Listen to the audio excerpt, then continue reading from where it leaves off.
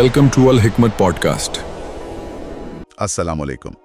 आज हमारे पास कुरान के कुछ हिस्सों के उर्दू तर्जुमे का एक दिलचस्प मजमुआ है और हम इसमें एक गहरी पड़ताल करने वाले हैं। वालेकुम अस्सलाम। इन आयतों में अल्लाह, कायनात और इंसान के रिश्ते पर कुछ बहुत ही गहरे ख्यालात मिलते हैं। बिल्कुल, और जो बात मुझे हमेशा फैसिनेट करती है वो ये है कि कैसे बड़े बड़े एब्स्ट्रैक्ट कॉन्सेप्ट्स को रोजमर्रा की मिसालों से समझाया गया है। हाँ, ये एक तरह से कायनात को एक खुली किताब की तरह पढ़ने की दावत है। तो चलिए इसी से शुरू करते हैं। पहली चीज जो उभर कर आती है वो है कायनात में अल्लाह की निशानियों का जिक्र।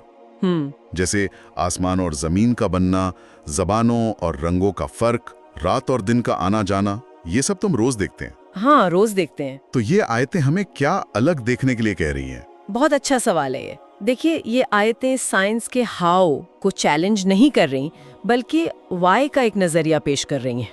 अच्छा, ये कह रही हैं कि इन प्रोसेसेस के पीछे एक इरादा देखो, एक डिजाइन देखो। जैसे बारिश की मिसाल है कि कैसे वो बेजान जमीन में जान डाल देती है। हाँ, अब साइंटिफिकली तो ये हाइड्रेशन का प्रोसेस है, लेकिन कुरान इससे एक निशानी, एक मेटाफोर के तौर पे पेश करता है। पैगाम ये है कि जो कुदरत एक मुर्दा जमीन को जिंदा कर सकती है, वही कुदरत इंसान को भी मौत के बाद दोबारा जिंदा करने पर कादिर है। और इसीलिए बार बार कहा गया है कि ये अक्ल वालों के लिए निशानियां हैं। बिल्कुल, ये पैसिव ऑब्जर्वेशन नहीं, एक्टिव कॉन्टेम्पलेशन की दामत है। और इंसान की अपनी पैदाइश के बारे में भी कुछ ऐसा ही है। जैसे एक जगह जिक्र है कि इंसान को मिट्टी से बनाया गया। जी, तो क्या इसका मतलब सिर्फ लिटरल है या इसमें कोई और गहरा मेटाफोर भी छुपा है? आपने बिल्कुल सही नब्ज पकड़ी है। इसमें दोनों लेयर्स हैं। एक तो लिटरल साइंटिफिक लेयर है। आज हम जानते हैं कि ह्यूमन बॉडी में वही एलिमेंट्स हैं जो जमीन में मिलते हैं। सही। लेकिन जो ज्यादा गहरा मतलब है वो मेटाफोरिकल है। मिट्टी से बनना इंसान को उसकी हकीकत याद दिलाता है। उसकी आजिज़ी। हाँ, कि वो कितना ही बुलंद हो जाए, उसकी शुरुआत जमीन के एक मामूली मादे से हुई है। ये तकब्बुर का इलाज है। और फिर उसी सिलसिले में जोड़ों की बात की गई है कि वो एक दूसरे से सुकून हासिल करें। जी, और उनके बीच मोहब्बत और मेहरबानी पैदा कर दी। ये सिर्फ रिप्रोडक्शन की बात नहीं है, ये इंसान की गहरी साइकोलॉजिकल और इमोशनल जरूरत की बात है। सुकून, मोहब्बत, रहमत। हाँ, ये सब एक बड़े मंसूबे का हिस्सा बताया जा रहा है, महज एक बायोलॉजिकल एक्सीडेंट नहीं। अब कायनात से हटकर जब बात दुनिया की जिंदगी पर आती है तो एक जगह इसे खेल और तमाशा कहा गया है। ये सुनने में बहुत गहरा है पर थोड़ा पेसिमिस्टिक भी लग सकता है। नहीं, देखिए, यहाँ मकसद जिंदगी को बेमानी कहना नहीं है। अच्छा। बल्कि उसकी टेम्पररी नेचर को उजागर करना है। जैसे बच्चे खेल में मसरूफ होकर असल काम भूल जाते हैं, है ना? हाँ, समझ गया। वैसे ही इंसान दुनिया की चमक दमक में खोकर अपने अंजाम को भूल जाता है। कुरान याद दिला रहा है कि असल और हमेशा की जिंदगी तो आखिरत की है। और वो कश्ती वाली मिसाल तो वो तो कमाल की ह्यूमन साइकोलॉजी है। हाँ, वो तो जबरदस्त है कि लोग जब समंदर में तूफान में फंसते हैं तो पूरी ईमानदारी से सिर्फ एक अल्लाह को पुकारते हैं। बिल्कुल। मगर जैसे ही वो उन्हें बचाकर साहिल पर ले आता है, वो वापस शिर्क करने लगते हैं, सब कुछ भूल जाते हैं। आज की साइकोलॉजी में इसे क्राइसिस इंड्यूस्ड बिलीफ कह सकते हैं। बिल्कुल, जब इंसान अपना कंट्रोल खो देता है तो फौरन किसी बड़ी शक्ति पर यकीन करने लगता है, लेकिन जैसे ही हालात नॉर्मल होते हैं वो एहसास भी गायब हो जाता है। हाँ, कुरान 1400 साल पहले इस इंसानी कमजोरी को पिन पॉइंट कर रहा था। इसी सिलसिले में एक और आयत है जो बहुत पावरफुल है। हर शख्स मौत का मजा चखने वाला है, फिर तुम हमारी ही तरफ लौट कर आओगे। ये कुछ लोगों को बहुत फेटलिस्टिक लग सकती है। नहीं, फेटलिस्टिक नहीं बल्कि रियलिस्टिक है। मौत जिंदगी की सबसे बड़ी हकीकत है। A great equaliser. बिल्कुल। इस आयत का जोर मौत पर उतना नहीं है जितना उसके बाद वाले हिस्से पर है। फिर तुम हमारी ही तरफ लौट कर आओगे। मतलब अकाउंटेबिलिटी। हाँ, ये असल में अकाउंटेबिलिटी का फ्रेमवर्क सेट कर रही है। ये कह रही है कि क्योंकि जिंदगी खत्म होने वाली है और तुम्हें जवाब देना है, इसलिए अपनी जिंदगी को जिम्मेदारी से जियो। ये मायूस करने के लिए नहीं, मोटिवेट करने के लिए है। ये अकाउंटेबिलिटी और आखिरत की बात तो बहुत बड़ी है, लेकिन रोजमर्रा की जिंदगी कैसे गुजारी जाए? मुझे लगता है हजरत लुकमान की नसीहतें इसी सवाल का जवाब देती हैं। बिल्कुल, हजरत लुकमान की नसीहतें एक मुकम्मल ज़ाब्ता हयात है, एक प्रैक्टिकल कोड ऑफ कंडक्ट। और ये एक बाप की अपने बेटे को नसीहतें हैं जो इन्हें और भी रिलेटेबल बना देती हैं। जी, लुकमान सबसे पहले अपने बेटे को शिर्क से मना करते हैं और कहते हैं शिर्क तो बड़ा भारी जुल्म है।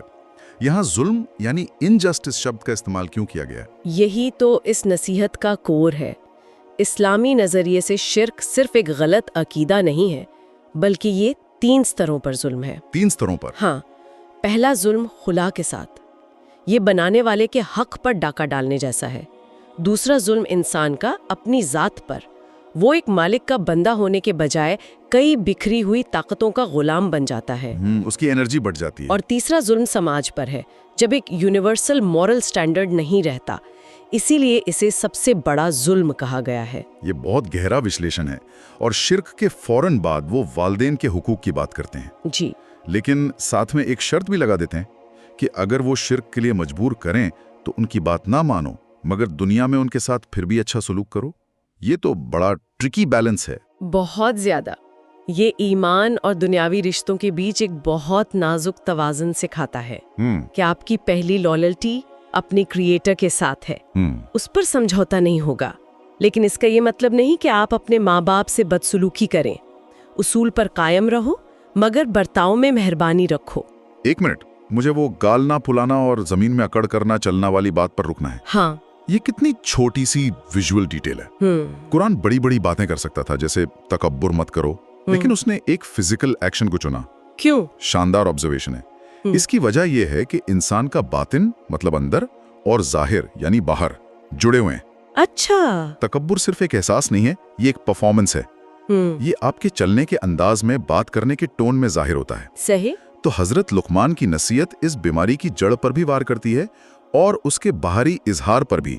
वो कह रहे हैं अपनी बॉडी लैंग्वेज को कंट्रोल करो, अकड़ कर मत चलो और आवाज को नीचा रखो। हाँ, और मिसाल दी गधे की आवाज की, जो सबसे बुरी आवाज है। ये पूरी शख्सियत को विनम्रता के साँचे में ढालने की तरबियत है। अब अगर हम ईमान वालों और मुनाफिकों के फर्क पर आएं, तो वो भी सिर्फ मानने या ना मानने का नहीं है ना? नहीं, बिल्कुल नहीं। वो रवैये और आमाल में नजर आता है। जैसे जिक्र है कि मोमिनों के सामने जब आयतें पढ़ी जाती हैं तो वो सजदे में गिर पड़ते हैं और उनके पहलू बिस्तरों से अलग रहते हैं। इसका क्या मतलब है? ये ईमान के अमली इजहार की तस्वीरें हैं। पहलू बिस्तरों से अलग रहते हैं का मतलब है कि वो रातों को उठकर इबादत करते हैं जब दुनिया सो रही होती है। हाँ, ये उनके कमिटमेंट की निशानी है। बिल्कुल। ईमान सिर्फ एक इंटेलेक्चुअल एग्रीमेंट नहीं है, उसका असर आपके आमाल में, आपकी डेली रूटीन में नजर आना चाहिए। और इसके बिल्कुल उलट मुनाफिकों की मिसाल है। वो भी खुद को मुसलमान कहते थे, लेकिन मुश्किल वक्त आने पर उनके अमल ने उनके दावों की पोल खोल दी। हाँ, जंग के वक्त का जिक्र है कि वो कैसे बहाने बनाते थे। कहते थे हमारे घर खुले पड़े हैं, यानी अनप्रोटेक्टेड है। हालांकि अल्लाह कहता है कि उनके घर खुले नहीं थे, वो तो बस भागना चाहते थे। बिल्कुल। और ये बहाना हमारे घर खुले पड़े हैं आज भी जिंदा है, बस शक्ल बदल गई है। सही कहा। जब कोई मुश्किल जिम्मेदारी आती है तो लोग कैसे बहाने बनाते हैं। ये आयत इंसान की उसी बहानेबाजी की फितरत को पकड़ रही है। तो ये असल में इंटीग्रिटी की बात है। और फिर इन दोनों रास्तों के अंजाम का भी जिक्र है।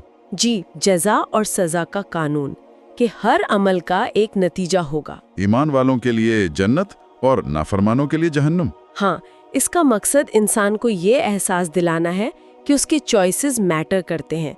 लेकिन इसी में एक बहुत उम्मीद भरी बात भी है। वो क्या? मोमिनों की मदद हम पर लाजिम थी।